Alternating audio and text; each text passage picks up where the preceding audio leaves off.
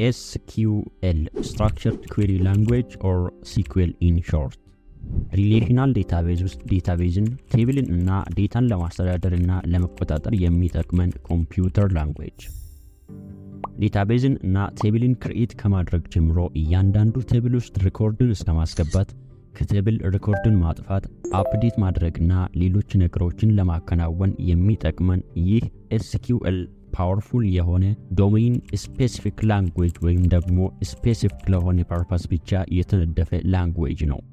ምናልባት ጀማሪ ዴቨሎፐር ዴታ አናሊስት ወይም ስለ ዴታቤዝ የማወቅ ጉጉት ካለውት ይህ ቪዲዮ ለርሶ ነው እና ይህ ቪዲዮ ቱቶሪያል ሳይሆን ስለ SQL ላይ ሃይላይት ኤክስፕላኔሽንስ ሆኖ SQL ምን እንደሆነ ጥቅሙና እንዴት እንደምንጠቀም ብቻን ከቨር ያደርጋል።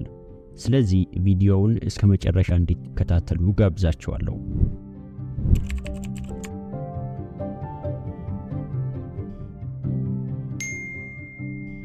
SQL በዩዘር እና በዴታቤዝ መካከል እንደ ድልድይ ሆኖ የሚያገለግል ሲሆን ይህም ቴብል ውስጥ ከሚገኝ ዴታ ጋር ስትራክቸርድ እና ውጤታማ በሆነ መንገድ እንድንገናኝ ያስችለናል።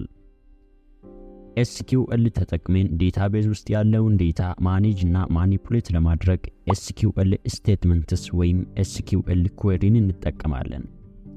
SQL ስቴትመንትስ በSQL ኢንተርፕሬተር መረዳት የሚችል እና በSQL ኢንጂን የሚፈጸም ወይም ኤግዜኪዩት የሚደረግ ኮማንድ ሲሆን በዴታቤዝ ውስጥ ብዙ የተለያዩ የሥራ አይነቶችን ለመስራት ይጠቅማሉ። ለምሳሌ ቴብልን ክሬት ለማድረግ፣ ቴብል ውስጥ ያለውን ዴታ ሪትሪቭ ለማድረግ ወይም ለማየት፣ ዴታቤዝ ውስጥ የሚገኙ ቴብሎች አወቃቀርን ወይም ስትራክቸርን ለማስተካከል፣ መረጃዎችን ወይም ሙሉ ቴብልን ማጥፋት፣ እንዲሁም የተጠቃሚ ፍቃዶችን ወይም ዩዘር ፐርሚሽንስን ለማሻሻል ወይም አፕዴት ለማድረግና መረጃዎች ቴብል ውስጥ የሚቀመጡበትን እና ከቴብል ሪትሪቭ የሚደረጉበት መሰረታዊ መንገድ መቀየርን እና የበለጠ የተራቀቁ ስራዎችን ለማከናወን ይጠቅማሉ። SQL ስቴትመንትስ በሶስት ዋና ምድቦች ይከፈላሉ።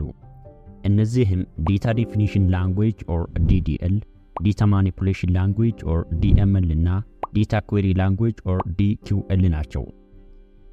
ዴታ ዴፊኒሽን ላንጉዌጅ ኦር DDL የዴታቤዝ አወቃቀሩን ዲፋይን ለማድረግ እና ሞዲፋይ ለማድረግ የሚጠቅም ሲሆን ክሪኤት፣ አልተር፣ ድሮፕ፣ ትራንኬት፣ ኮመንት እና ሪኔም ስቴትመንቶችን ያካትታል።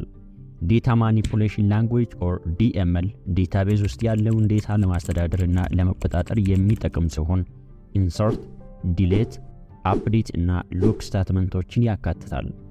ዴታ ኩዌሪ ላንጉዌጅ ኦር DQL ደግሞ ዴታቤዝ ውስጥ ያሉትን ዴታዎችን ሪትሪቭ አድርገን ለማየት የሚጠቅመን ሲሆን እሱም ሰሌክት ስቴትመንትን ይይዛል።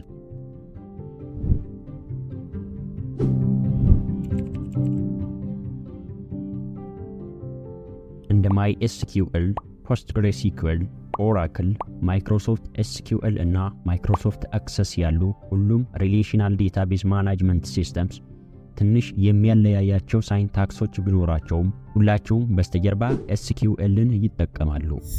በአጠቃላይ SQL አጠቃቀምን በአጭሩ ለመግለጽ መጀመሪያ ላይ ዴታቤዝ ማኔጅመንት ሲስተም ሶፍትዌርን ለምሳሌ እንደ MySQL፣ ኦራክል ኦር PostgreSQL ካሉ አንዱን ኮምፒውተራችን ላይ ኢንስታል ማድረግ ያስፈልጋል። ዴታቤዝ ማኔጅመንት ሲስተምስን ኢንስታል አድርገን ሁሉንም አስፈላጊ ሶፍትዌሮች ካዘጋጀን በኋላ ነው ሁሉንም ነገር የምንሰራ። እስቲ ኢንስታል ያደረግነው ዴታቤዝ ማኔጅመንት ሲስተም ሶፍትዌራችን MySQL ነው እንበል እና MySQL ኢንስታል ካደረግን በኋላ መጀመሪያ ላይ የሚሆነው ዴታቤዝን ክሬት ማድረግ ነው። ክሬት ዴታቤዝስ ስቴትመንትን በመጠቀም የመረጃ ቋጣችንን ወይም ዴታቤዛችንን ክሬት እናደርጋለን። ከዛ ዩዝ ስቴትመንትስን በመጠቀም ክሬት ወደ ያደረግነው ዴታቤዝ እንገባለን። ከዛ አሁንም ክሬት ቴብል ስቴትመንትን በመጠቀም ለቴብሉ የሚያስፈልጉትን ኮለመን ኔምስ with their corresponding characteristics በማስገባት ቴብልን ክሬት እናደርጋለን። የፈለግነውን ቴብል ክሬት ካደረግነው በኋላ የፈለግነው ቴብል ውስጥ ዴታ ማስገባት፣ ቴብል ውስጥ ያለውን ዴታ ሪትሪቭ ማድረግ፣ አፕዴት ማድረግ፣ ዲሊት ማድረግና ሌሎች ኩዌሪን ማከናወን እንችላለን ማለት ነው። እስቲ ሐሳቡን ቀለል ለማድረግ እንደ ኤግዛምፕል የሚጠቅመን እንየው። መጀመሪያ ዴታቤዝን ክሬት ከማድረግ እንጀምር። ክሬት ዴታቤዝስ MyDB ብለን ማይዲቢ የሚባል ዴታቤዝን ክሪኤት እናደርጋለን። ከዛ ዩዝ ማይዲቢ ብለን ክሪኤት ወዳደረግነው ዴታቤዝ እንግባና ክሪኤት ቴብል ስቴትመንትን በመጠቀም አንድ ኢምፕሎይስ የሚባል ቴብል በውስጡ አይዲ፣ ኔም እና ሳላሪ የሚባሉ ኮለመን ያለውን ቴብል ክሪኤት እናድርግ። ክሪኤት ቴብል ኢምፕሎይስ አይዲ ኢንት ዩኒኪ ኮማ ኔም ቫርቻር ዊዚን ፓራንቴሲስ 50 ሳላሪ ደሲማል ዊዚን ፓራንቴሲስ 10.2 ዘን መጨረሻ ላይ በፓራንቴሲስ እንዝጋና ፋይናሊ ሰማይ ኮሎንን በመጠቀም ክሪኤት ስቴትመንቱን እንጨርሳለን። እዚህ ላይ የሚታዩት ቴብልን ክሪኤት ለማድረግ የተጠቀምነው ሳይንታክስ ላይ መጀመሪያ ላይ የሚታየው መስመር ላይ ያለው አይዲ የሚል የቴብሉ የመጀመሪያው ኮለመን ስምን ያሳያል። ኢንት የሚል ደግሞ አይዲ የሚል ኮለመን ውስጥ መግባት ያለበት ዴታ ታይፕ ኢንቲጀር መሆን እንዳለበት ያሳያል። እና ዩኒክ ደግሞ እያንዳንዱ አይዲ ዩኒክ ወይም የማይመሳሰል መሆኑን ያሳያል። ሁለተኛ መስመር ላይ የሚገኝ ኔም የሚል ደግሞ የቴብሉ የሁለተኛውን ኮለመን ስም የሚያሳይ ሲሆን ቫርቻር የሚል የሚያሳየው ኤምፕሎይስ ሰንጠረዥ ውስጥ ሁለተኛ ኮለመን ውስጥ መግባት ያለበት ዴታ አይነት ስትሪንግ መሆኑን እና 50 ቁጥር ደግሞ በኔም ኮለመን ውስጥ ማስገባት የምንችለው ከፊተኛው የፊደሎች ብዛት 50 መብለጥ እንደሌለበት ያሳያል። ሶስተኛው መስመር ላይ የሚገኝ ሳላሪ የሚል የሶስተኛውን ኮለመን ስምን ያሳያል። ደሲማል የሚያሳየው የሳላሪ ኮለመን ውስጥ መግባት ያለበት የመረጃ አይነት ደሲማል መሆኑን እና 10 አጠቃላይ የአሃዞች ብዛትን የሚያሳይ ሲሆን 2 ደግሞ ከዴሲማል ፖይንት በኋላ ያሉ የአሃዞች ብዛትን ያሳያል። ከዛ ይህንን ሳይንታክስ በመጠቀም ቴብልን ካዘጋጀን በኋላ ኢንሰርት ስቴትመንትን በመጠቀም መረጃ ወደ ሰንጠረዡ ማስገባት እንጀምራለን። Hey there, thank you for watching. ቪዲዮውን ስለተመለከቱ ከልብ ለማመሰግናችሁ ፈልጋለሁ። I hope ቪዲዮውን አቀራረቡን እና ኮንቴንቱን ወዳችሁታል ብዬ ተስፋ አደርጋለሁ። በዚህ ዩቲዩብ ቻናል ሁሌ እንደዚህ አይነት ሳይንስ፣ ቴክኖሎጂ፣ ኢንጂኒሪንግ፣ ማቴማቲክስ፣ ኮምፒውተር እና ኮምፒውተር ፕሮግራሚንግ ነክ የሆኑ ቪዲዮዎች ፐብሊሽ አደርጋለሁ። በተቻለኝ መጠን ቪዲዮውን ኢንጆይ በሚደረግና ሐሳቡን ለመረዳት በጣም ቀላል በሆነ መንገድ ለማዘጋጀት ሞክራለሁ እና ቪዲዮውን ስትመለከቱ የቪዲዮው ሐሳብ ግልጽ ይሆንላችኋል ብዬ ተስፋ አደርጋለሁ።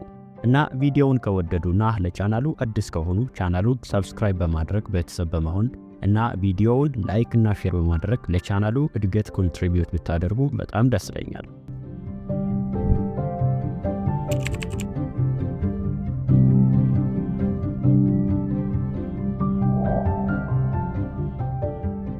ስለዚህ ኢምፕሎይ ሰንጠረዥ ውስጥ አንድን ሪኮርድ ለማስገባት ኢንሰርት ኢንቱ ስቴትመንትን እንጠቀማለን።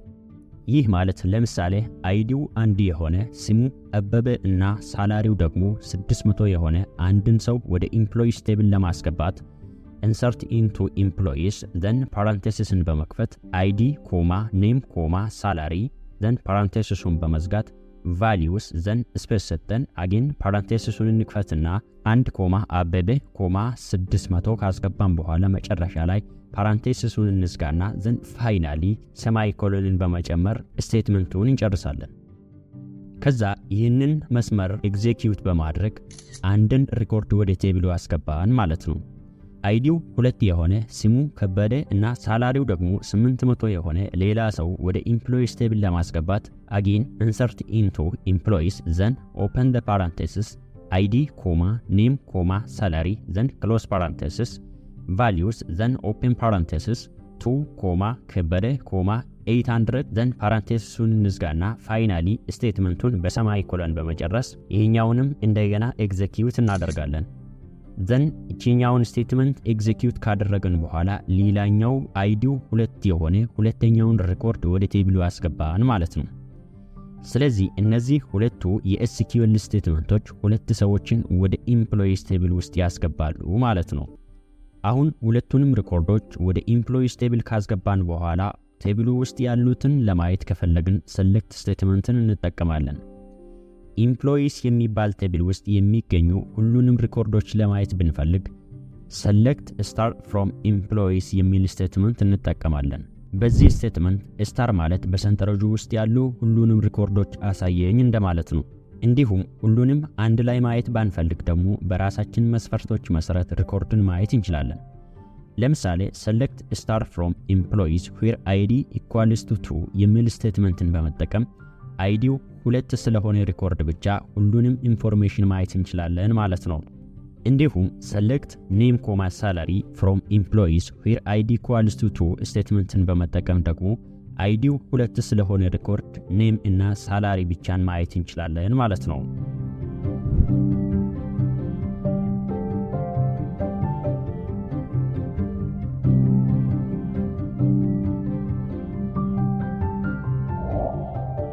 ይህ SQL or Structured Query Language ቴብል ውስጥ ያለውን ዴታን አፕዴት እንድናደርግና እንድንሰርዝም ይፈቅድልናል። ለምሳሌ ኤምፕሎይስ ቴብል ውስጥ አይዲው 1 የሆነውን አንድን ሪኮርድ ስምን ከአበበ ወደ ደበበ አፕዴት ለማድረግ ብንፈልግ update employees set name equals to ደበበ where id equals to 1 ብለን በመጻፍ የአበበን ስም ወደ ደበበ መቀየር እንችላለን ማለት ነው። እና ሪኮርድን ዲሊት ማድረግ ከፈለግን delete queryን እንጠቀማለን። delete from employees where id equals to ይህ ስቴትመንት employees የሚባል ቴብል ውስጥ ከሚገኙ ሪኮርዶች አይዲው 2 የሆነውን ብቻ ያጠፋልናል ማለት ነው። SQL አንድ ቴብል ብቻ ሳይሆን 2 እና ከዛ በላይ ቴብሎችን አንድ ላይ ጆይን አድርገን እንደ አንድ ቴብል ለማድረግም ይጠቅመናል። በአጠቃላይ SQL የዴታቤዝ ተጠቃሚዎችና አድሚኒስትሬተሮች ከመረጃ ቋጦች ወይም ከዴታቤዝ ጋር በቀላሉ የሚገናኙበት፣ የዴታቤዝን እና ቴብልን አወቃቀር የሚወስኑበት፣ ዴታን ወይም ሪኮርድን ወደ ቴብል የሚያስገቡበት፣ አፕዴት የሚያደርጉበት እና ቴብል ውስጥ የሚገኙትን መረጃዎች ለመቆጣጠር የሚያስችላቸው ኮምፒውተር ላንጉዌጅ ነው። ስለዚህ ከትናንሽ ፕሮጀክቶች እስከ ትላልቅ አፕሊኬሽኖች ጋር ለመስራት ስለ SQL ጠንከር ያለ ግንዛቤ ሊኖሮት ይገባል።